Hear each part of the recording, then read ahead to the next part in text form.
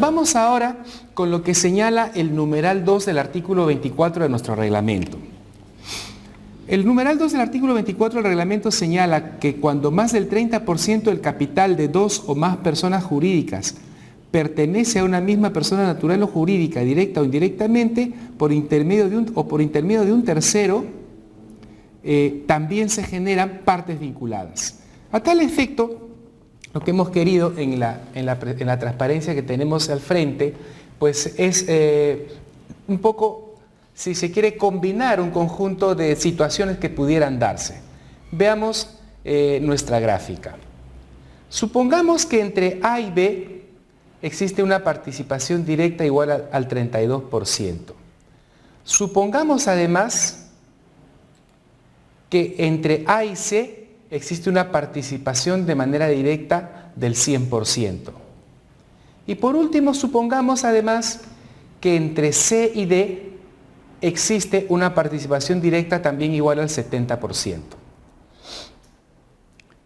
Vistas así las cosas, podemos empezar nuestro análisis y concluir, por ejemplo, que existe, en virtud del numeral 1 que ya explicamos anteriormente, entre A y D una participación indirecta, por lo que ya se señaló anteriormente.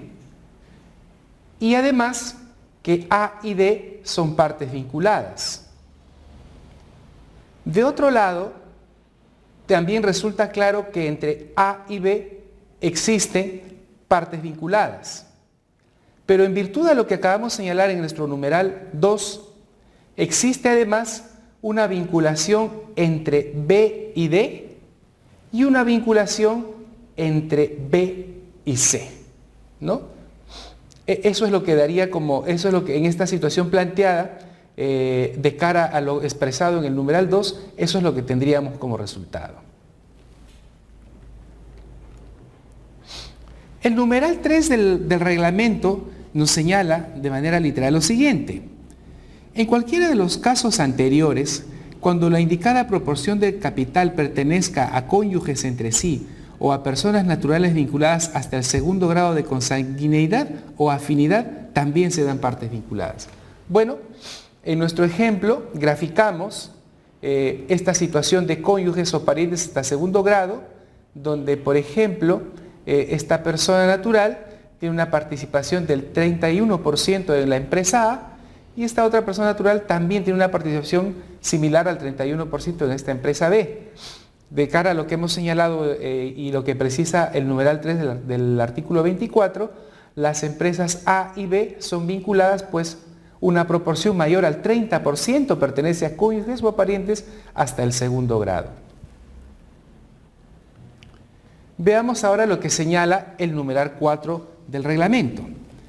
El capital de dos o más personas jurídicas pertenece en más de un 30% a socios comunes a estas. Aquí ya no estamos hablando de una única persona, sino más bien de un conjunto de personas que participan a su vez en un conjunto de empresas. Es decir, si encontramos un mismo grupo de personas cuyas participaciones acumuladas suman más del 30% en un mismo número de empresas, todas estas empresas resultan ser vinculadas, ¿no? Y esta figura es más o menos frecuente en empresas de tipo familiar, en grupos de tipo familiar, donde el mismo grupo de personas aparecen, si se quiere, con el mismo monto de participación, con el mismo porcentaje de participación en distintas empresas del grupo, ¿no? Entonces esto lleva a una clara dependencia, a una clara manejo de este grupo de personas para ese conjunto de empresas del grupo, ¿no? Entonces, en nuestro ejemplo se señala que la participación en A es igual al 32%, la participación en B es igual al 33% y la participación en D es igual al 34%, siendo esta participación la suma de las participaciones del mismo grupo de personas. Entonces las empresas A, B y D son vinculadas, pues una proporción mayor al 30% pertenece a socios comunes. Vayamos ahora a analizar lo que señala el numeral 5. Las personas jurídicas o entidades cuenten con uno o más directores, gerentes, administradores u otros directivos comunes que tengan poder de decisión en los acuerdos financieros, operativos o comerciales que se adopten, que tengan poder de decisión. Esa es la condición. O sea, deben ser directivos comunes, o sea, deben ser uno más directores, gerentes o administradores u otros directivos, pero con poder de decisión. ¿Y en qué? En cuestiones específicas, acuerdos financieros, operativos o comerciales que se adopten, ¿no? Entonces, en esta situación, vemos en nuestra gráfica de manera directa que si existen directivos comunes para dos empresas, bueno, estas resultan siendo partes vinculadas. Luego está lo que señala el numeral 6 relacionado a lo que es consolidación, ¿no? A lo que es consolidación. El numeral 6 nos dice de manera específica que dos o más personas naturales o jurídicas que consolidan estados financieros se consideran partes vinculadas, ¿no? Entonces, las precisiones sobre temas de vinculación pues están señaladas en la NIC 27. Entonces, siempre en materia de vinculación, en materia de lo que es consolidación, pues se identifica a una empresa dominante o matriz, y luego tenemos empresas dependientes o filiales, ¿no? Y cuando esta dominante o matriz consolida los estados financieros de las dependientes, entonces en esta circunstancia vamos a señalar que las empresas A, B y C son vinculadas, pues la matriz A consolida los estados financieros de B y C. Vayamos ahora a un tema de contratos. Esto está referido al numeral 7 del artículo 24. El numeral 7 del artículo 24 señala que en una situación en la cual exista un contrato de colaboración empresarial con contabilidad independiente, en cuyo caso el contrato se considera vinculado con aquellas partes contratantes que participen directamente o por intermedio de un tercero en más del 30% en el patrimonio del contrato, o cuando alguna de las partes contratantes tenga poder de decisión en los acuerdos financieros, comerciales u operativos que se adopten para el desarrollo del contrato, caso en el cual la parte contratante que ejerce el poder de decisión se encontrará vinculada al contrato.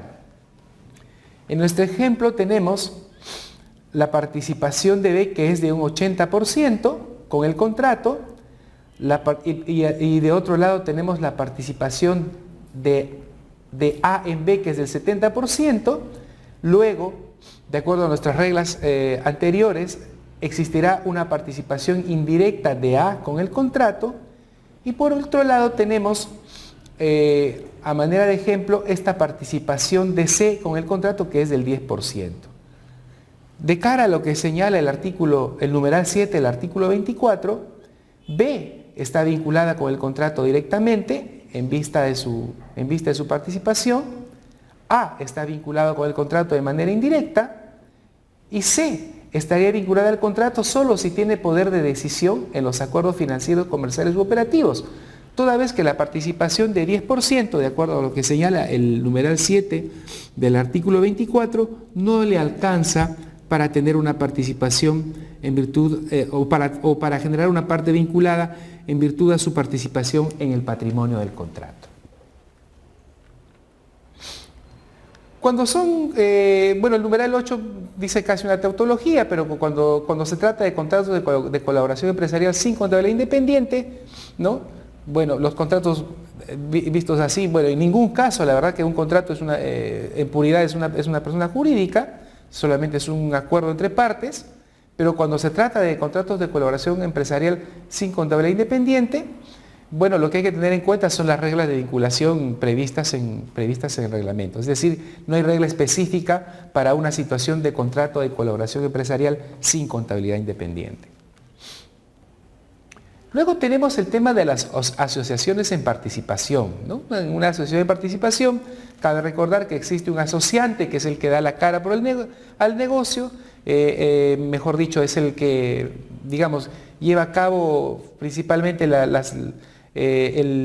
actividad comercial frente a terceros, y luego existen otros sujetos que son los asociados, ¿no? Los dos sujetos que son los asociados, y es el asociante el que da la cara por el negocio. Vamos a ver qué dice el numeral 9 del artículo 24 sobre este tema.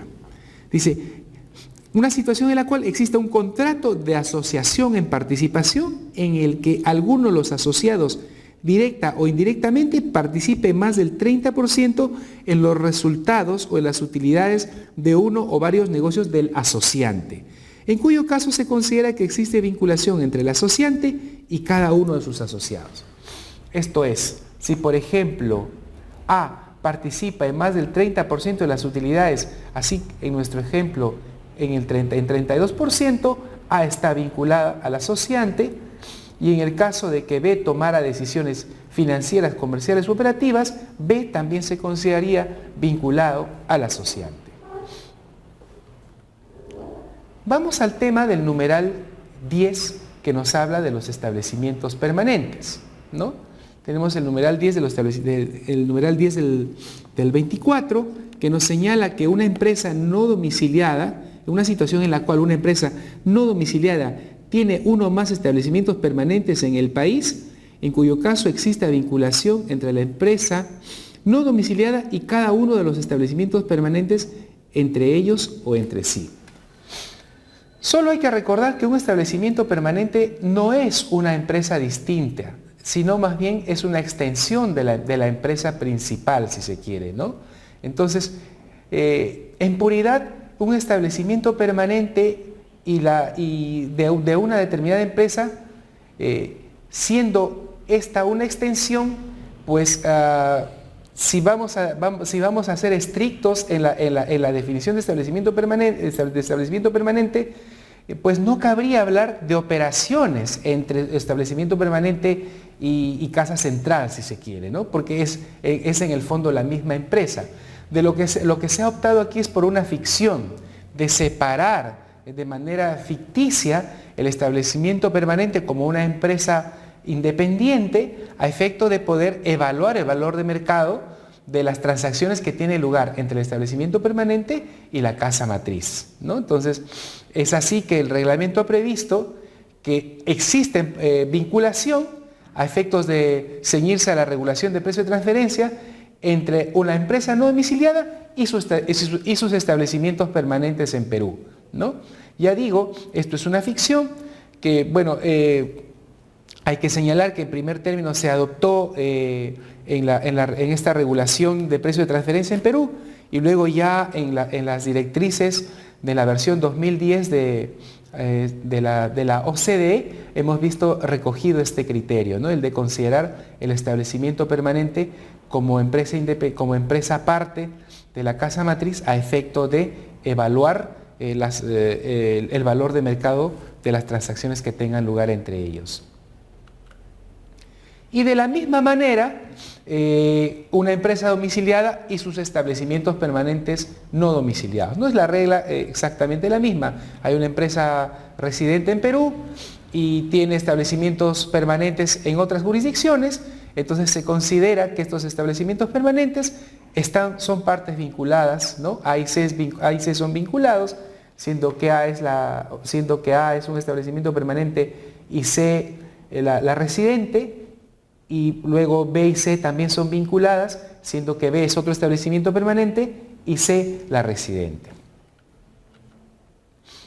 El numeral 12 nos habla de un tema de influencia dominante, ¿no? Entonces, el numeral 12 nos establece que una persona natural o jurídica que ejerza influencia dominante en las decisiones de los órganos de administración o de una o más personas jurídicas o entidades, si existe tal situación de influencia dominante de una persona natural o jurídica, entonces en tal situación también se considera que la persona jurídica o entidades influidas están vinculadas entre sí y con la persona natural o jurídica que ejerza dicha influencia.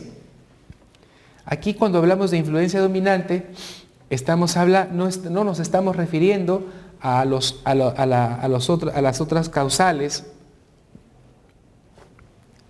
que tienen que ver, digamos, con participación patrimonial. Esto es un poco un sujeto que tras bambalinas dirige la empresa, ¿no? Pero sí, claro, aquí siempre el tema va a ser la probanza, ¿no? Va a ser bastante, o si se quiere, va a haber algún nivel de dificultad para poder determinar la probanza de que alguien está ejerciendo tal influencia dominante en un conjunto de empresas. Sin embargo, es una regulación que está establecida en nuestro reglamento.